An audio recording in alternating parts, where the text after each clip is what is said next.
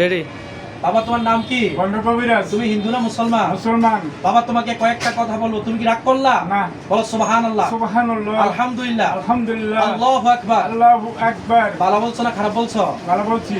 বাবা তোমাকে আমি কথা বলবো, তুমি যে মানুষের হাত দেখে ভালো মন্দ বলে দাও, কাজটা কি ঠিক করলা? না।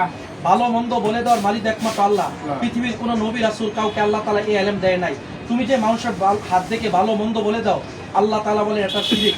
আল্লাহ বলেন ওমা তাদরি নাফসুম মাযা তাকসিবু গাদা, যে ভালো মন্দ বলার কারো অধিকার নাই, একমাত্র অধিকার কার? আল্লাহ। রাগ করলা? না।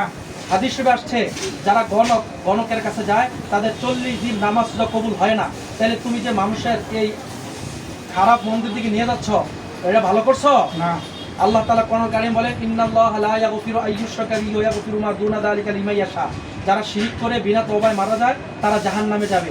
তুমি শিরক করতেছো, মানুষকে শিরকের দিকে উদ্বুদ্ধ করতেছো, কাজটা কি ঠিক করলা? না। আমি যা বলছি রাগ করছো? না। বল আস্তাগফিরুল্লাহ, আস্তাগফিরুল্লাহ, আস্তাগফিরুল্লাহ, আস্তাগফিরুল্লাহ, আস্তাগফিরুল্লাহ।